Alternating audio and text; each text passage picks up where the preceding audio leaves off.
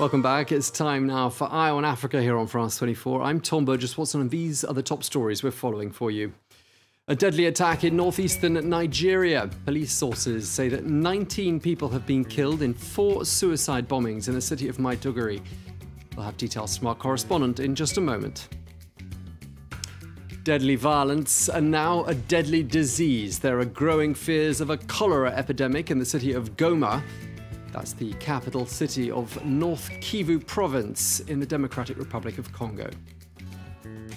And modern-day slavery. We're going to tell you about one Ethiopian woman's journey in search of a better life in Lebanon, a dream which turned into a nightmare. Good evening. We're going to begin in Nigeria, where the acting leader, the Vice President Yemi Osinbajo, says that the President, Muhammadu Buhari, is recovering fast and he'll be back in Nigeria very soon. For the past 2 months now, the 74-year-old leader has been receiving medical treatment in London. Yesterday, the Vice President paid him an unannounced visit in the UK, and the two are reported to have discussed a whole range of topics. But few details and no photos of those talks have been released, and that's sparking yet more speculation about the gravity of Buhari's condition. Well, the Vice President is now back in Abuja. Here's what he had to say. He's in very high spirits. He's recuperating very quickly. We had a very long conversation. We spoke for well over an hour.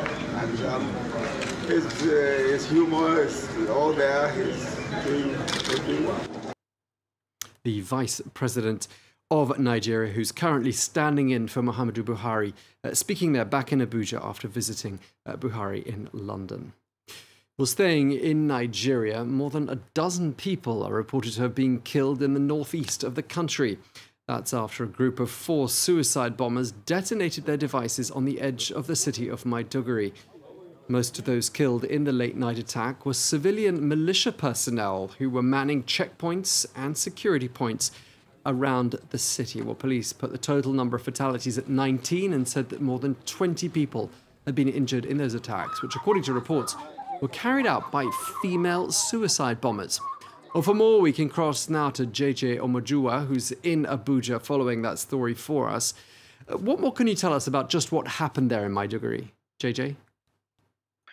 There were multiple blasts outside of Maiduguri at Mokai. That's about 4 or 5 kilometers, about 5 kilometers away from the city center. And one of them happened around 10 a.m. Tuesday.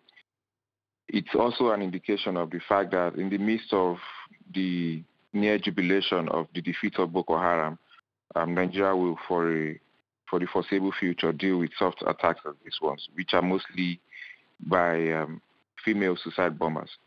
All the suicide bombers obviously died, and like you mentioned, some 19 people died and about 23 people were injured. Yeah, and you mentioned the fact that all the suicide bombers were female. Why is Boko Haram using women attackers, do you think? For obvious reasons. They have quite a number of them that they captured earlier. Also because women are less suspicious. People are less suspicious of women. Like if they were walking on the road or even in a vehicle, the police are naturally, the security officials are likely to pay more attention to men. So people now must begin to look at these issues beyond gender, because anybody is a potential attacker. But I would think, one, primarily because they have quite a number of women that they captured, abducted earlier. Then secondly, they've been depleted in terms of their men because of the advancement of the Nigerian military and the Cameroonian military, basically the joint task force. And then finally, because people are likely to be less suspicious of young girls. Okay, well, thank you very much indeed for that update. JJ Omojua in Abuja, thank you very much indeed. Let's get a brief check of some other stories we're following for you now. Protests in the heart of the Zimbabwean capital. Police in Harare fired tear gas and water cannon to disperse dozens of opposition supporters who took to the streets. They're angered by claims that next year's presidential election is going to be rigged, but the country's electoral commission denies claims of a plot to ensure victory for 93-year-old Robert Mugabe. Bracing for turbulence ahead as the economic troubles deepen, Air Zimbabwe has announced it's laying off 200 employees. That represents nearly half of the airline's workforce. They will now join the swelling ranks of the unemployed. The jobless rate in the country now stands at 90%, while 2 months ago, Air Zimbabwe was added to a list of airlines banned from EU airspace amidst safety concerns. And emergency powers may be revoked. So says a spokesperson for the Zambian president, Edgar Lungu. This announcement comes 24 hours after Parliament voted to extend the powers by another 90 days. Well, critics of those measures, however, say they're being used to quell political opponents, and tensions have been running high in the country ever since the arrest of the opposition leader, Hakainde Hichilema, back in April. We're going to head now to Goma, the capital of North Kivu Province in the Democratic Republic of Congo. That's a city which is home to more than 1 million people. Well, as well as concerns about growing violence in the area, there's now another growing threat: cholera. 4 people are known to have died from the disease so far. Many others have been affected. France 24's Shirley Sitbon has the details. This boy has some obvious symptoms of cholera. Severe dehydration due to acute diarrhea. The latest outbreak of the disease has hit mainly children. Medical centers are mobilized across Goma and in the Nyiragongo territory. Treating the patients fast is crucial. Cholera can kill within a few hours. The province wants to reassure the population. We have put in place a plan of action against the epidemic. First immediate measure, rehydrating the sick with special fluids. In severe cases, antibiotics are also used. To kill the bacteria that spreads cholera, drinking water, hands, and facilities need to be disinfected with chlorine.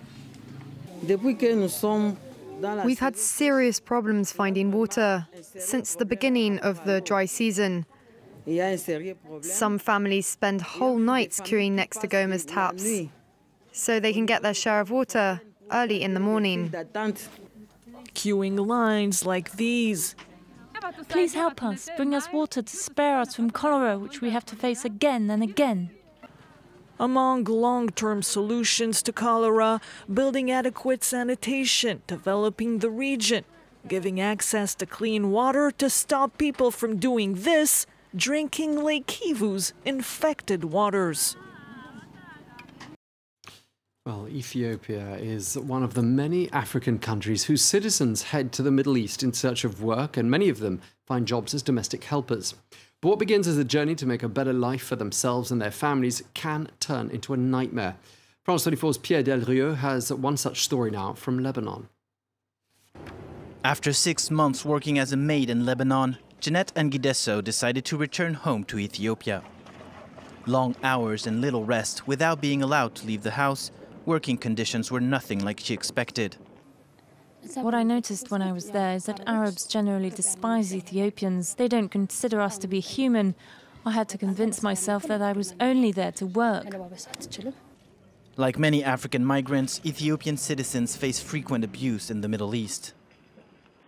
In 2012, Alem Deshaza, an Ethiopian housemaid working in Beirut, committed suicide after being brutally attacked and forced into a car by her employer.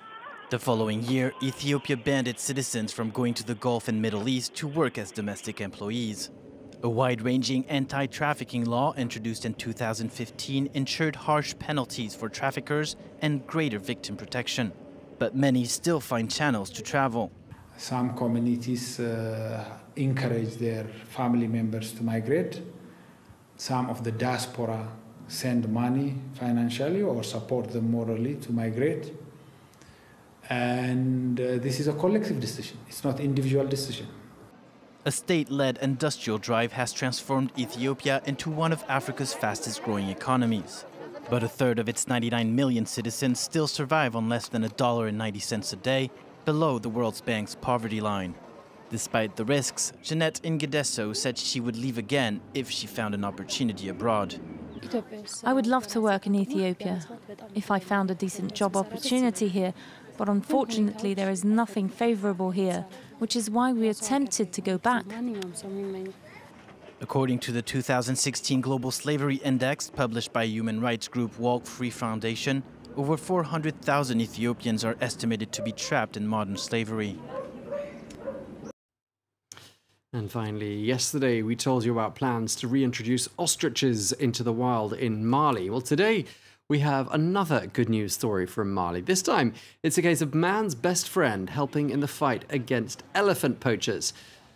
Well, there you can see on your screen one of 3 chocolate-coloured spaniels. The 3 of them are called Mitch, Bobby and Amy, and they have been given special training to help dismantle Mali's ivory trade. Well, only about 300 elephants are left in the wild in Mali, and the dogs are going to help to sniff out those who hunt them and sell their tusks on the black market. Well, if the scheme works out, more dogs are going to be joining the ranks of that team during the months ahead. Good news there from Mali for us to end on. Well, thanks for watching. Stay with us here on France 24. There'll be another bulletin coming up in just a couple of minutes.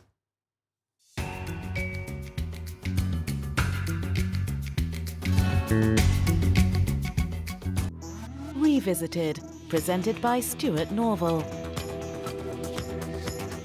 Youngstown, the legendary American Rust Belt city, immortalized by Bruce Springsteen's song of the same name. But the glory days of the steel industry are long over. Following the crisis in the industry in the 1980s, the city lost 2/3 of its population. Youngstown is now trying to create jobs by encouraging new technology startups.